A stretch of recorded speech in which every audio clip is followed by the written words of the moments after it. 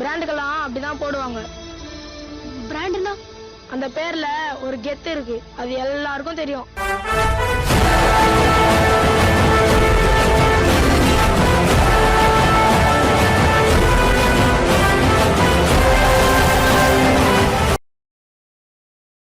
பிராண்டுக்கெல்லாம் அப்படிதான் போடுவாங்க. பிராண்டுனா அந்த பேர்ல ஒரு கெத்து இருக்கு, அது எல்லாருக்கும் தெரியும்.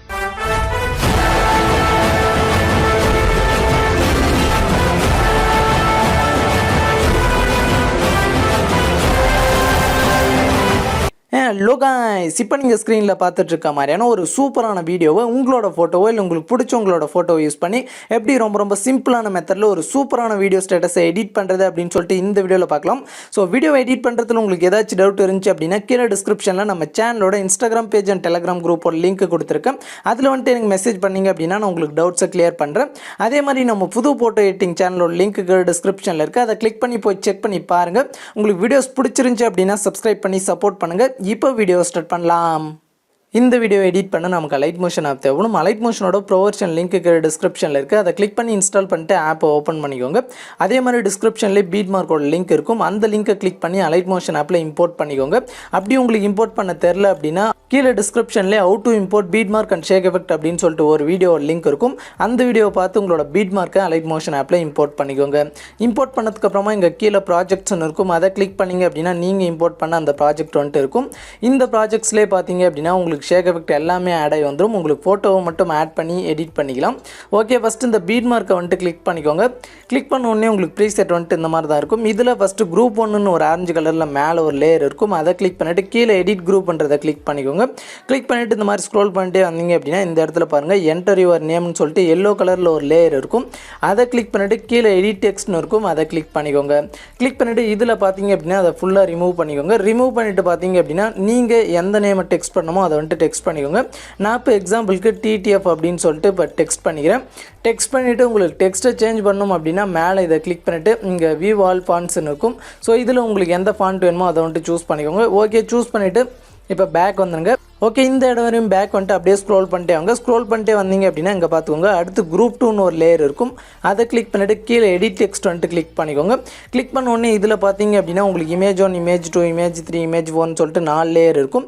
இந்த 4 லேயர்லேயும் நம்மளோட ஃபோட்டோஸ் ஆட் பண்ணும். அதுக்கு ஃபஸ்ட்டு இமேஜ் 1 லேயரை கிளிக் பண்ணிவிட்டு கீழே எடிட் குரூப் கிளிக் பண்ணிக்கோங்க. கிளிக் பண்ணிவிட்டு இதில் ஃபஸ்ட்லேயே இதில் இமேஜ் 1 சொல்லிட்டு க்ரீன் கலரில் ஒரு லேயர் இருக்கும், அதை கிளிக் பண்ணிவிட்டு இங்கே கலர் அண்ட் ஃபில் ஆப்ஷனை கிளிக் பண்ணிவிட்டு இங்கே ஸ்டார் மாதிரி ஒரு ஆப்ஷன் இருக்கும், அதை கிளிக் பண்ணிக்கோங்க. கிளிக் பண்ணிவிட்டு இங்கே மேலே ஆல்னு இருக்கும், அதை கிளிக் பண்ணிவிட்டு இதில் எந்த ஃபோல்டரில் உங்களோட ஃபோட்டோ இருக்கும் அந்த ஃபோல்டரை சூஸ் பண்ணிக்கோங்க.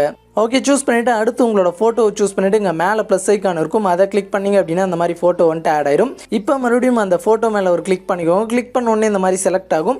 இப்போ பார்த்தீங்க அப்படின்னா இதை வந்துட்டு இந்த மாதிரி அட்ஜஸ்ட் பண்ணிக்கோங்க. அட்ஜஸ்ட் பண்ணி கரெக்டாக அந்த மாதிரி ஃப்ரேமுக்கு சென்டரில் செட் பண்ணிக்கோங்க. செட் பண்ணிவிட்டு பேக் வந்துடுங்க. பேக் வந்துட்டு இப்போ இமேஜ் 2 லேயரை வந்துட்டு கிளிக் பண்ணிக்கோங்க.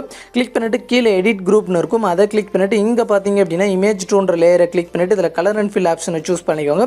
சூஸ் பண்ணிவிட்டு இந்த ஸ்டார் மாதிரி இருக்கிற ஆப்ஷனை கிளிக் பண்ணிவிட்டு அடுத்து உங்களோட இன்னொரு ஃபோட்டோவை சூஸ் பண்ணிவிட்டு மேலே ப்ளஸ் ஐக்கான் இருக்கும், அதை கிளிக் பண்ணிக்கோங்க. ஓகே, கிளிக் பண்ண உடனே இந்த மாதிரி ஆட் ஆயிரும். மறுபடியும் பார்த்தீங்க அப்படின்னா அந்த ஃபோட்டோ இன்னொரு டைம் கிளிக் பண்ணிக்கோங்க.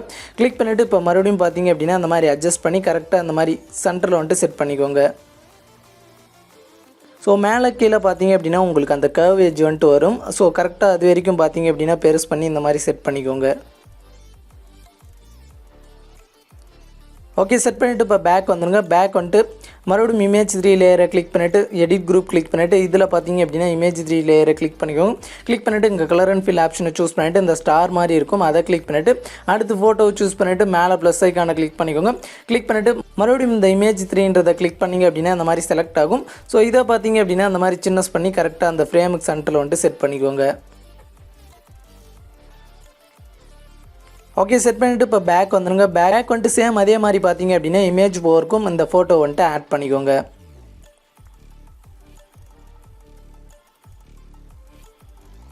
ஓகே செட் பண்ணிவிட்டு இப்போ பேக் வந்துடுங்க. பேக் வந்த உடனே பார்த்தீங்க அப்படின்னா இப்போ ஸ்க்ரோல் பண்ணிட்டே வாங்க. ஸ்க்ரோல் பண்ணிட்டே வந்தீங்க அப்படின்னா அந்த குரூப் 2ன்ற லேயர் பார்த்தீங்க அப்படின்னா இந்த இடத்துல சின்ன சைட் இருக்கும். இப்போ அந்த லேயரை கிளிக் பண்ணிவிட்டு இப்போ லாஸ்ட் வரைக்கும் இந்த மாதிரி ஸ்க்ரோல் பண்ணிக்கோங்க. ஸ்க்ரோல் பண்ணிவிட்டு இங்கே கீழே அதை லாஸ்ட் வரையும் அட்ஜஸ்ட் பண்ணுறதுக்கான ஆப்ஷன் இருக்கும். அதை கிளிக் பண்ணிங்க அப்படின்னா அந்த மாதிரி லாஸ்ட் வரையும் அட்ஜஸ்ட் ஆயிரும். இப்போ பேக் வந்துட்டு இப்போ அதே மாதிரி ஸ்க்ரோல் பண்ணிட்டே வாங்க. ஸ்க்ரோல் பண்ணிட்டே வந்துட்டு இப்போ குரூப் 2ன்ற லேயராகவே கிளிக் பண்ணிவிட்டு இங்கே கீழே எடிட் குரூப்ன்றதை கிளிக் பண்ணிக்கோங்க. கிளிக் பண்ண உடனே இப்படி ஸ்க்ரோல் பண்ணிங்க அப்படின்னா அந்த ஸ்டார்டிங்கில் பார்த்தீங்க அப்படின்னா இந்த இமேஜ் 1 இமேஜ் 2 இமேஜ் 3 இமேஜ் 4ன்ற லேயர் எல்லாம் வந்துட்டு உங்களுக்கு சின்ன சைட் இருக்கும். அதை வந்துட்டு இப்போ லென்த் பண்ண இப்போ பார்த்துக்கோங்க. மேலே வந்து இந்த இடத்துல லாங் ப்ரெஸ் பண்ணிக்கோங்க. லாங் ப்ரெஸ் பண்ணிவிட்டு கீழே இருக்க 3 லேயரும் இந்த மாதிரி செலக்ட் பண்ணிக்கோங்க. செலக்ட் பண்ணிட்டு இப்போ லாஸ்ட் வரைக்கும் பார்த்தீங்க அப்படின்னா உங்களோட டைம் லைன் இந்த மாதிரி அட்ஜஸ்ட் பண்ணிவிட்டு கீழே பார்த்தீங்க அப்படின்னா அதை ஃபுல்லாக அந்த மாதிரி லாஸ்ட் வரைக்கும் அட்ஜஸ்ட் பண்ண ஒரு ஆப்ஷன் இருக்கும். அதை கிளிக் பண்ணிங்க அப்படின்னா அந்த மாதிரி ஃபுல்லாக வந்துட்டு லென்த் வந்துட்டு இன்க்ரீஸ் ஆயிரும். ஸோ இதை மட்டும் பார்த்தீங்க அப்படின்னா கரெக்டாக லாஸ்ட் வரைக்கும் அட்ஜஸ்ட் பண்ணிக்கோங்க. அட்ஜஸ்ட் பண்ணிவிட்டு இப்போ பேக் வந்துடுங்க. பேக் வந்தீங்க அப்படின்னா மறுபடியும் அந்த குரூப் 2ன்ற லேயர் வந்துட்டு உங்களுக்கு சின்ன சைட் இருக்கும்.